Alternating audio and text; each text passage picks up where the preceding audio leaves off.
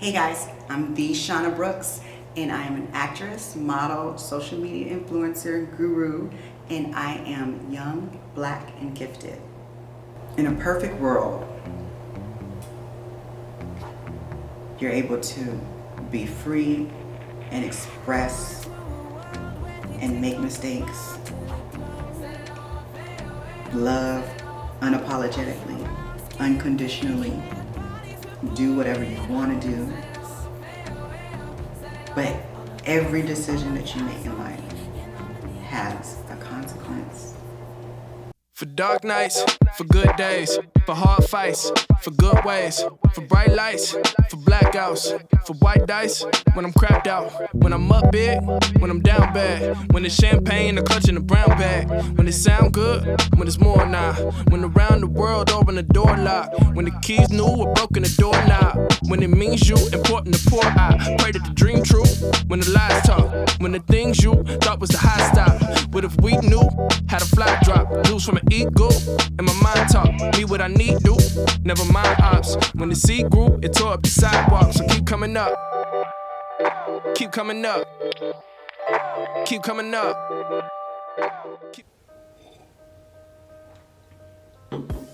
Hey, what's up? I am Carl Lavanzil. I am a content creator and artist. Hey guys, I'm Desmond Stearns. I'm a videographer. My name is Davian Harless. I am an actor, I'm a writer, I'm a director, and I'm a producer. My name is Laura Poindexter, and I'm an actress, producer, director, multi-award-winning screenwriter, and Screenwriter of the Year 2020, and I am Young, black, and gifted.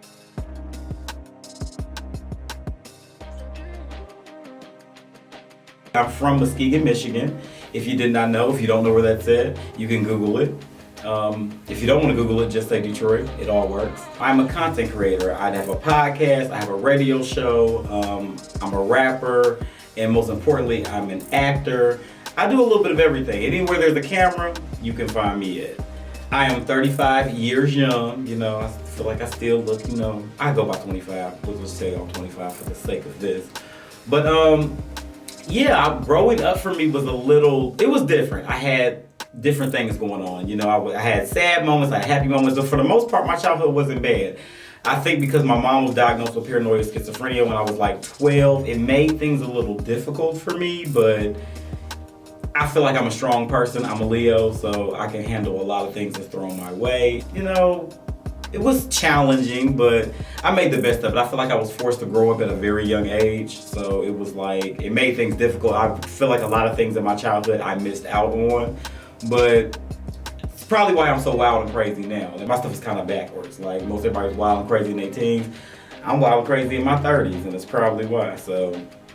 I'm originally from New Jersey, but I moved here to Atlanta, Georgia from Charlotte, North Carolina.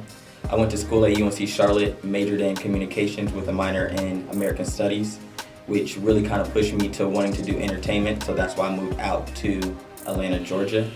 My start itself has just been, of course, like a lot of people, a little bit of a struggle, but without the struggle, there's no real story.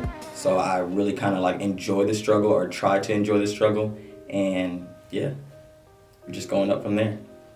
I am 38 in real life. I am from Fort Lauderdale, Florida. Life for me growing up, I don't think I realized how good I had it until I became an adult. I also didn't realize how bad I had it until I became an adult as well. In my younger years, I would say I had it really, really well. I was raised by my grandmother and my grandfather. My mother was around, I just had a better relationship with my grandparents. School life was cool up until around, I'd say middle school is when I started dealing with bullies. Outside of the school life, I had a pretty good life, I'd say. 55 years young. I'm a mother and a grandmother. I'm originally from Harlem, New York, and throughout my life I've also lived in Baltimore, Maryland. I'm currently a resident of Atlanta, Georgia, and life for me was actually really pretty good. until the death of my mother. I come from a 2-parent household, and my mother died when I was 6 years old, and I moved from the Bronx, New York to Harlem, New York. And Harlem was a different animal in and of itself. People look at folks that come from an urban environment and they have a tendency to feel sorry for us. They look at the blight and maybe the crowdedness, and they have a judgment about the hood or the ghetto. That is, nothing could be further from the truth. Growing up in the ghetto, I was surrounded by people that looked like me. And because they looked like me, they had the same experience as me. And because they had the same experience as me, they had apathy for me. And so I felt safe and I felt loved. And to be honest, when you go outside of that environment, you get to see what the world at large thinks about you. So as an African American female growing up in Harlem, New York, my experience was great. I wouldn't change it for anything, but I still had to be able to balance what the world saw outside of my hood. So, the world is bigger than the hood. So I struggled to balance all of it and to find out, and still trying to find out where I fit in all of it.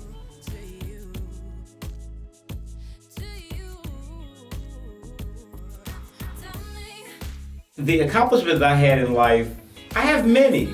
I've gotten awards for different movies that I've done. I've been in a series of independent movies. I have done a series of web series. I've done things for Netflix. I've done things for VH1. I've done things for MTV. I've done a lot of different things. My greatest accomplishment, honestly, is just doing the work. Most people do work. Sometimes people do work for the accomplishments. I just do the work. The work is the greatest accomplishment for me. I like to actually just be there. So if I'm there, I literally go in to make music, to make content, to make movies, literally not wanting anything in return. Just the fact that I'm there is enough for me. So I think my greatest accomplishment that I can think of is personally, my personal accomplishment would be staying sane through all the things that I've been through. That's my greatest accomplishment because I've been through a lot. And because I'm so wild and crazy and I'm so loud and always fun, I'm like a cool mom. People don't think or know that I've been through things that a lot of people probably wouldn't be able to handle. And it's a lot sometimes. So I feel like it's my greatest accomplishment. Professionally, my greatest accomplishment professionally would probably be my music. It's something that I did just for fun that turned into a whole monster on its own. So I've been doing back-to-back shows. I've opened up for Trina. I'm slated for a few other concerts later on at this part of the year. Big concerts that I didn't think that was going to happen. And I've been doing like back-to-back shows, and the album's only been out maybe a month or two now. So that's a great accomplishment for me. Because I wasn't expecting it. I just wanted to shake my ass. So this year alone, I've been able to actually start my business, which is Everything Digital Productions. To actually get the business license has been one of the biggest accomplishments of 2020 for me. Working with different artists and different celebrities, of course, is always an accomplishment. And I usually just treat every first down like a touchdown. So everything is an accomplishment for me. From getting a new camera, upgrading my camera, learning new things, everything. Some of my accomplishments, I guess my first accomplishment would be recovering from drugs. I am a 34-year recovering crackhead. So yeah, I said it. But I think that that's my first and biggest accomplishment. My second accomplishment was not being able to just separate myself from my addiction. And so when I got clean, I went back into my community. And for 23 years, I worked in health and human services. I worked for organizations such as Johns Hopkins Center for Human Concern. I worked for Drug Court, the Veterans Administration. And I went back in my community and I helped people to get over and across some things. 2 years after the economic collapse, I basically lost everything. My homes with an S, my cars with an S, my 401k, everything. I lost everything. And I tried to resume my life. I was comfortable in my life. I could do what I wanted to do. I could go where I wanted to go. fur coats, diamond rings. I was living the life legally. And I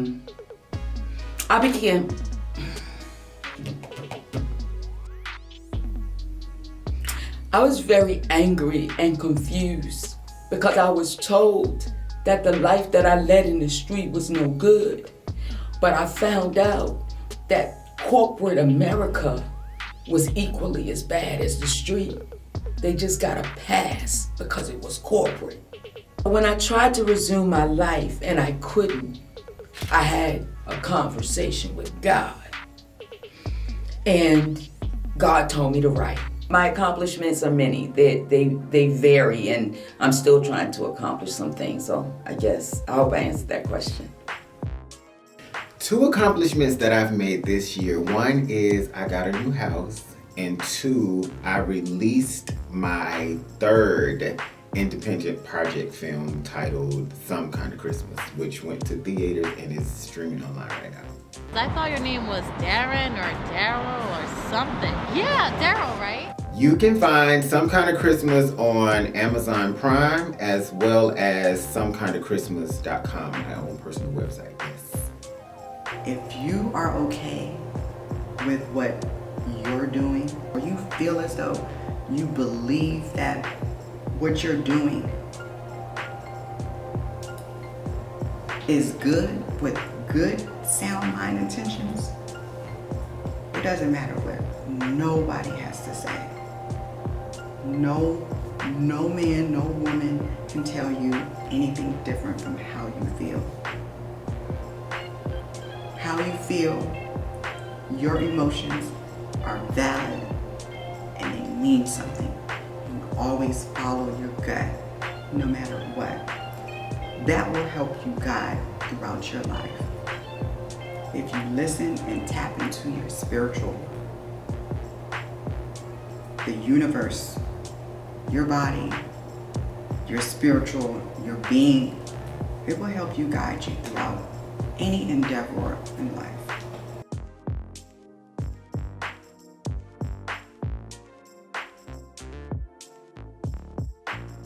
Some of the challenges that I had to go through to become who I am today would definitely be learning patience and learning that everything is a process.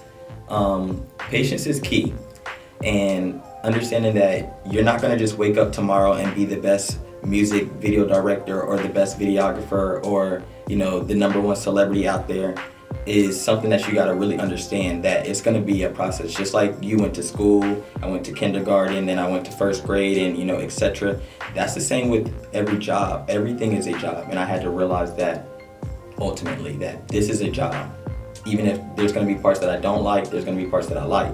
Ultimately, I have to do it in order to get to the next spot. And when no one else is there, I have to do the extra work to get to the next spot, because that's the things that people don't see, but that's the things that's gonna take me the furthest.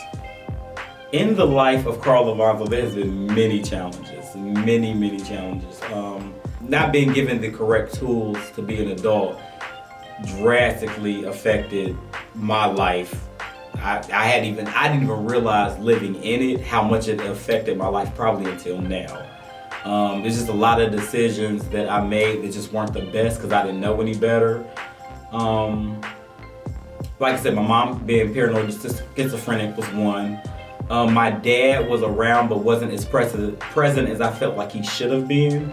So that was a lot. I have abandonment issues, if you can't tell already. So I feel like people that love me will not be here very long. And that is something that I've always dealt with as a kid. My mom having her disability, she wasn't really around as much. So like she was there, but she wasn't there. Financially, trying to find a job in the market, in this day and age, we've seen recessions, we've seen pandemics, and yeah, it's not been easy for everybody. So not been on top of all those other things, I have to deal with that as well. So then personal things, sometimes I feel like I get a wreck and I can't hold everything together like I should. And therefore it requires me to just sit back, and sometimes I give up. So yeah, I didn't want to talk about this, but I will. I recently lost somebody, and that's something that really affected me a lot. I've never dealt with, I've dealt with death, but I haven't dealt with death on that level. And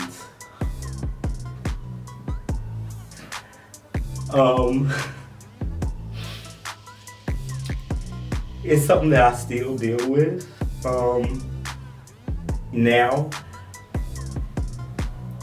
I've never had an intimate relationship of somebody that died on me, so it's something that I have not been able to deal with. I'm still going through it and still dealing with it to this day. So I feel like every day is a challenge, and I feel like all the things that I've been through and all the things y'all probably heard throughout this documentary right now, y'all know that everything happens for a reason. I'm just right now trying to find my purpose, to find out what those reasons are, and making sure that I live through those. And been able to just overcome all the struggles that I've been through and be able to give you guys good content, be the happy person that y'all know that I am, and not let it affect my work. So yeah, we all go through struggles, we all go through things, but what's important about that is that not letting that break you. And that's what I'm learning, and I'm giving to y'all as well too. So there's that. There were so many challenges. The biggest challenge was against myself. So I was challenged because I came here, I was dead broke. I had $32 in my pocket. I really didn't have any support system here. And so the first challenge was I willing to do the work?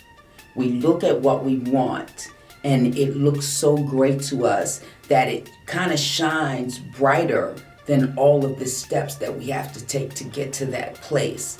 So I had to actually understand what I wanted, but I had to realize that some work needed to be done.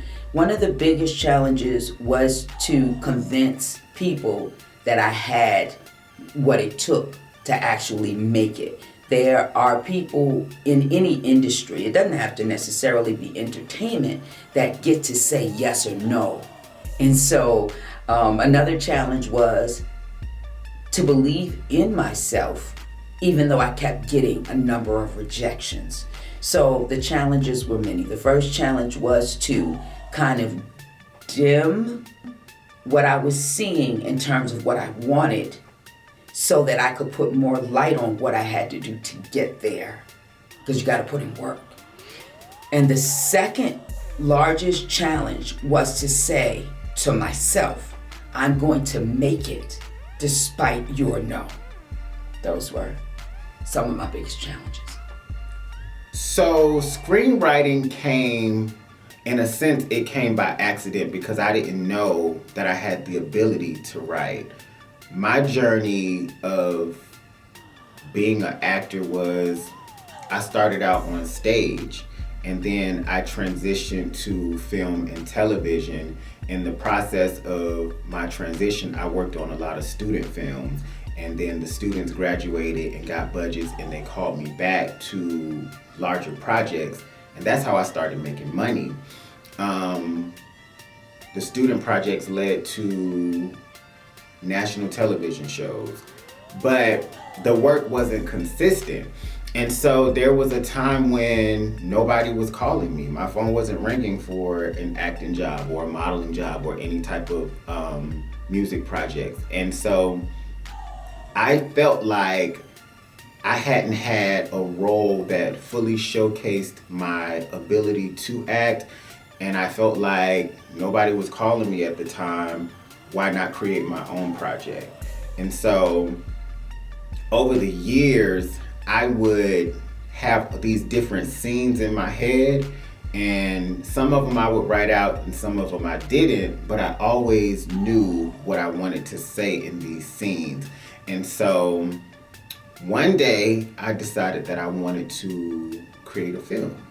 And so I found a ghostwriter, and I took all of these scenes that I had just written over the years and finally put them together and made them make sense. I didn't know that there was a formula to writing a script.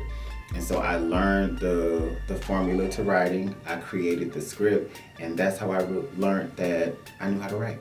So my mom had like this abusive boyfriend, and my sister was like, at the time, this is like a whole different time era.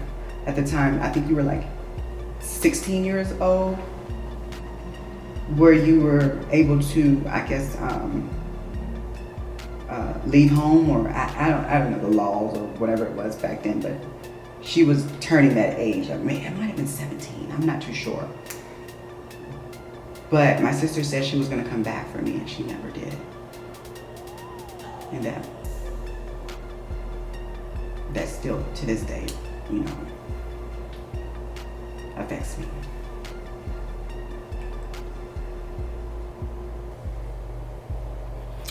I need tissue already. Look, I can't even get it out. I can't even get it out without crying. What I was gonna say, the second time would have to be when my best friend passed away, and I felt like the whole community turned their backs against me when Barbie died. And I still feel that way. But more so,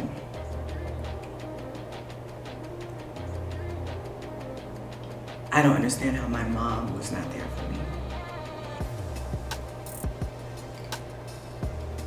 Not even a hug. I felt like I was let down.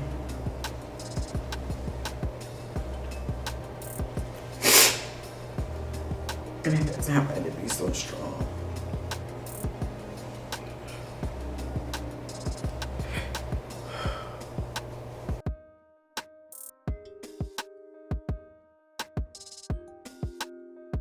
My greatest strength is I can take on a lot.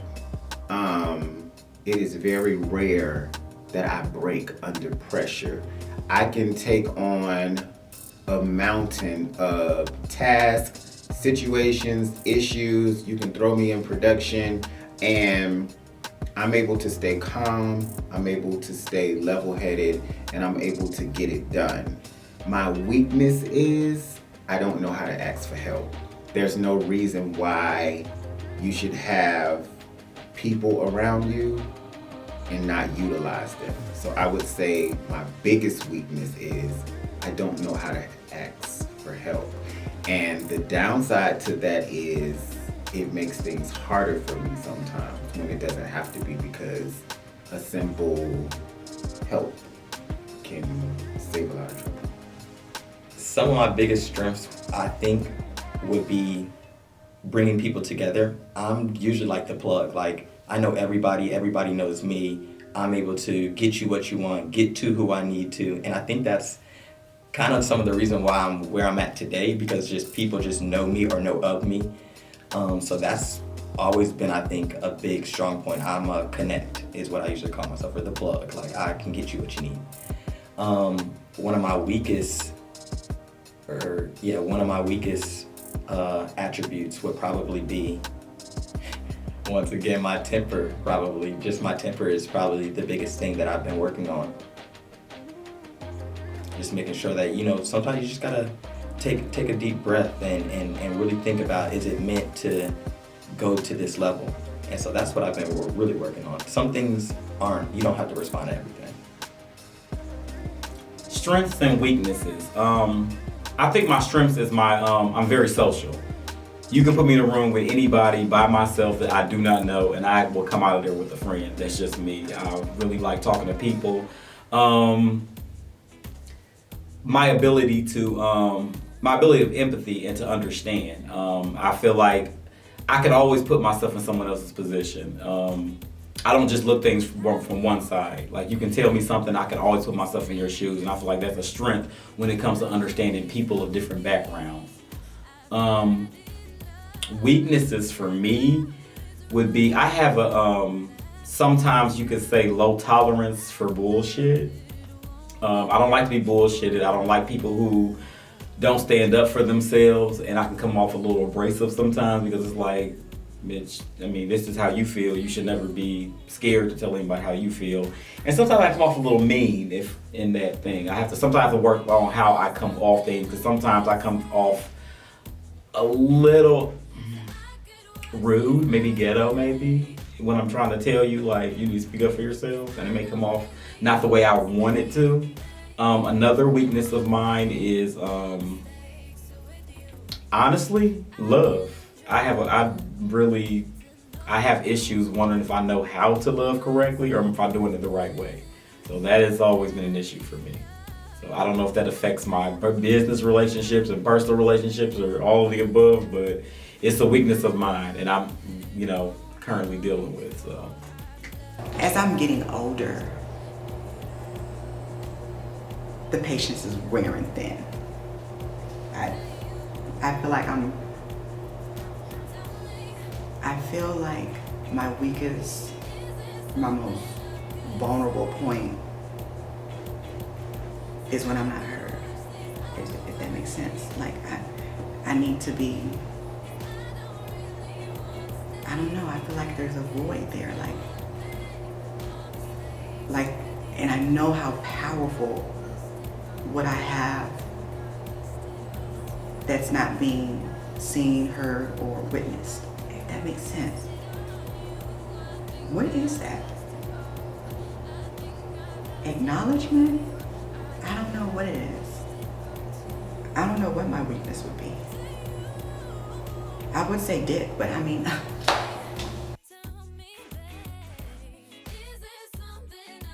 when did I realize I wanted to become a screenwriter? I've always wanted to be a creative ever since I was a little girl. I danced for the Dance Theater of Harlem for 5 years in my youth. I actually got a scholarship to dance at the Dance Theater of Harlem.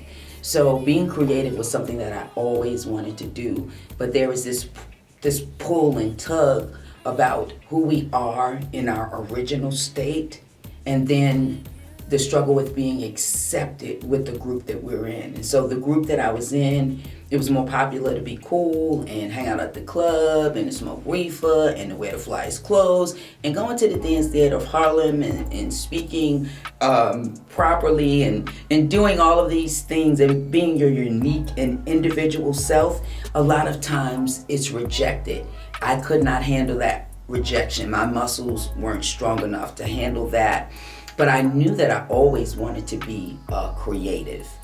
I made the move in 2016 to come here after I had lost everything because I had nothing to lose, to see if what I felt internally from a passion perspective, if I was capable of executing that. And so I realized my screenwriter capabilities the first time I started to write. some of my favorite rappers would be Ludacris, Trina, Missy Elliott, Lil Kim, Jackie O, Trick Daddy, 504 Boys. Like I love all the, especially the Southern rap. I just loved it. Like even though I was from up north Midwest area, I always liked the Southern rap.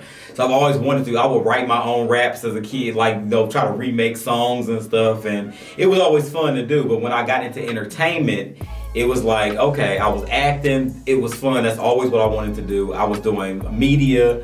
That was always fun because I get to pop shit all day. And then I was like, the pandemic hit. And I was like, you know what? Let me drop some beats and, see what a bitch can do. I was like, okay, bitch, I can do this a little bit. But I haven't, and mind you, to be honest, I haven't written anything probably like rap-wise in maybe almost 10 years. So it was already difficult and I was already scared because I have a lot of my friends like Rico with a K, KSB, Rico Cassadine, like these people that I look up to, and they have like flourishing rap careers, and I'm just like Telek, I can't leave him out, Bus Clown, all them.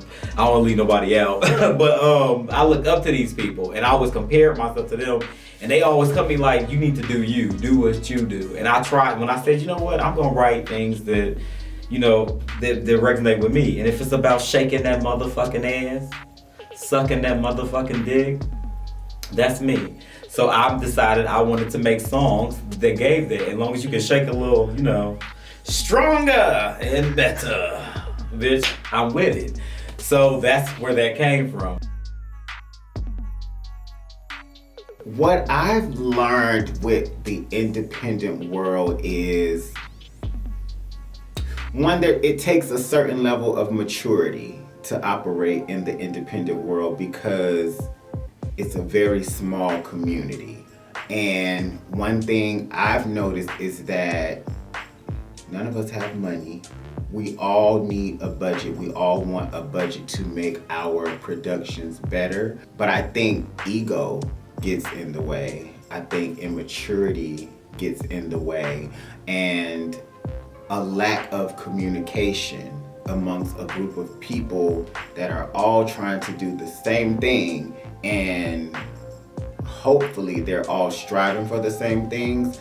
But I think that plays a major part into why we all can't just be great. And then it's the behind the back talking, and then when you hear what someone has said about you, instead of going to that person as an adult and nipping it in the bud, you respond to a person that you know is gonna take the information back, and it's just like you have a molehill that turns into a mountain, but it's because of lack of communication.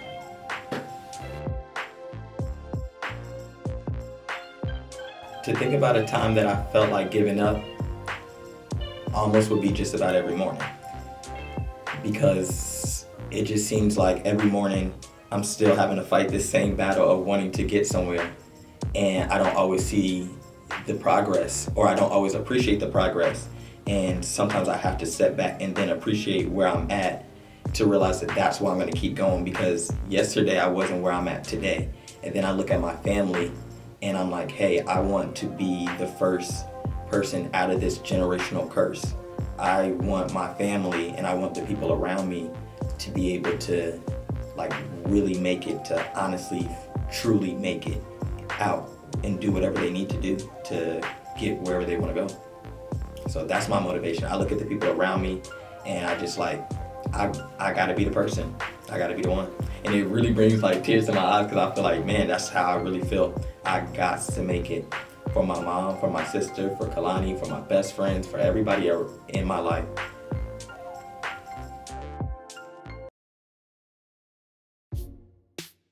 Drama.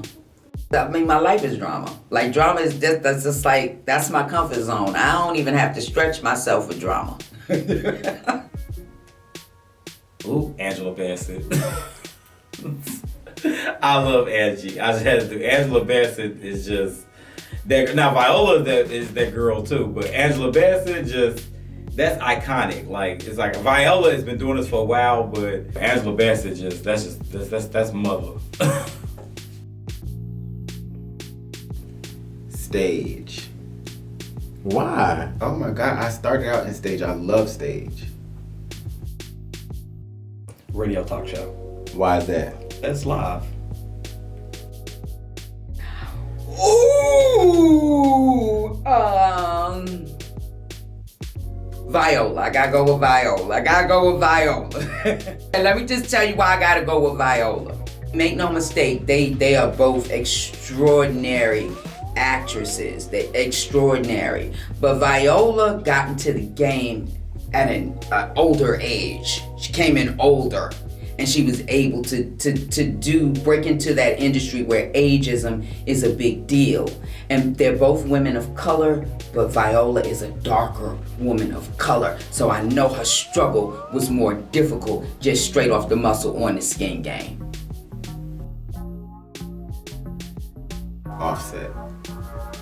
Is those the rappers, or do I prefer to be on set or off the set? Wait, who is on set and offset? That's the rapper group? That's the Migos? Or are you asking me if I like being on set or off a set? Oh, okay, sorry. I prefer to be off set. I'm old, I need clarity. Halle Berry. I have to say that because I feel like she's been more. Halle Berry, I feel, is more wide range. She's done a lot more. Gabrielle Union, to me, I feel like she's a phenomenal actress. She just plays the same person all the time, which is, I've done that too. So I'm trying to get out of that because I don't want to be that actor either. But she plays pretty much the same character in every movie she's in. Beyonce. I'm sorry. I love Kelly, but Beyonce, bro. I'm not, neither.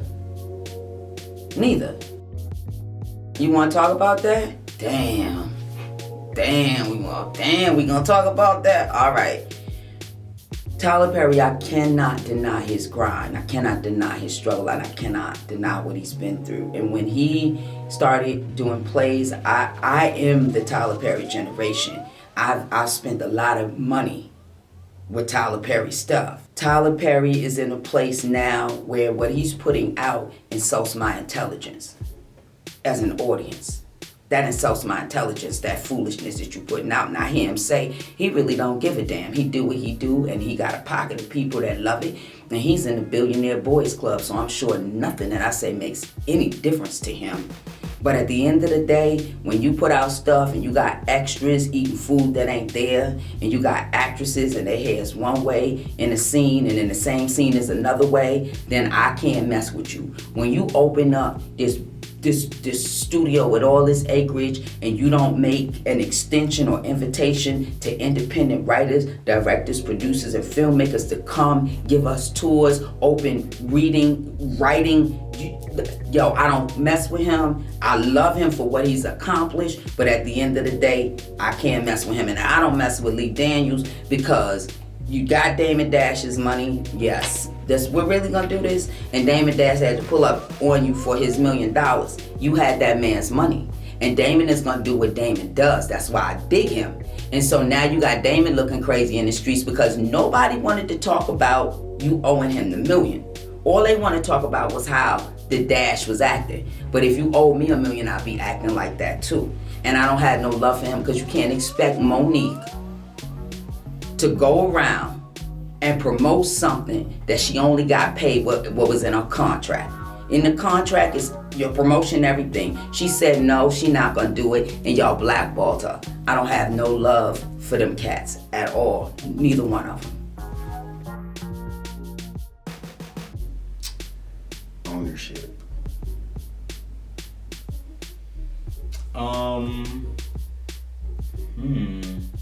That's a toughie.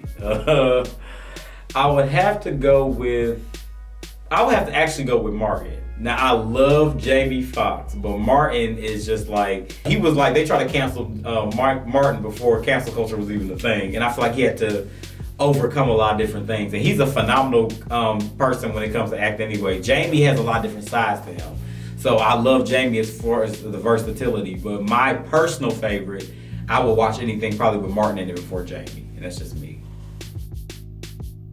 Denzel, hands down. I love Will. I love his gangster. But again, I'm able to chronicle Denzel with actually doing, if you look at some of his historical work, like a young Denzel, you can, it's just something about the way he does what he does and looking at his historical work. Will is kind of like this, you know, but Denzel is like, ta-da, ta-da, ta-da. And so I like the progression of Denzel's history being an actor. Fly. God, I'm going with Queen Latifah. As what I'm gonna do with them, just like which one I want. It's hard when I would say Will Smith. I wanted to explain a little bit of what bunny pussy is because a lot of people seem to be confused of what bunny pussy is. Bunny pussy is just soft, wet ass, whether it be booty, whether it be pussy. Just long as you know that your shit is good, it's soft, and it make niggas want to get a little piece. That's all it is. So, if you want some bunny pussy, you know, you just tell a bitch like this.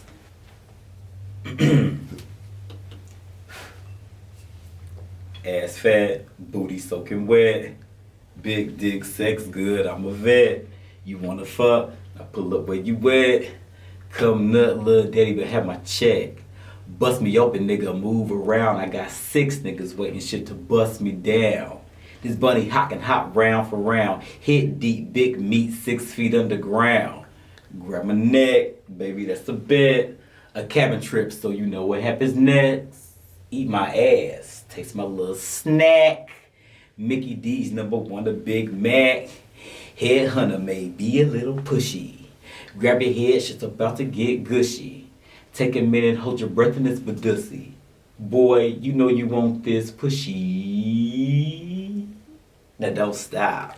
In this bunny pussy, say shit course for this bunny pussy. I am Laura Poindexter. I am young, black, and gifted. Actress, writer, producer, director, multi-award winning screenwriter, and Screenwriter of the Year 2020, baby.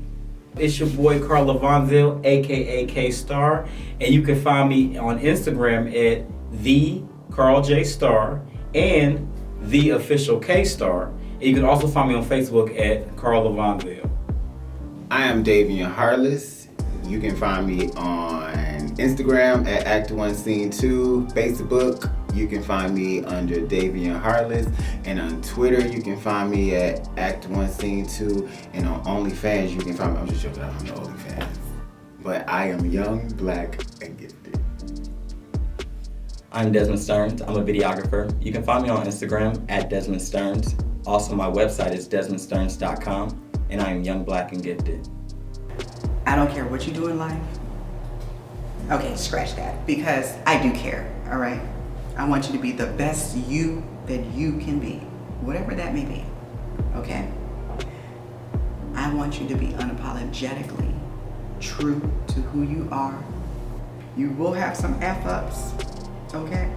You will have some slight setbacks, but no matter what you do, that you are still young, black, and gifted.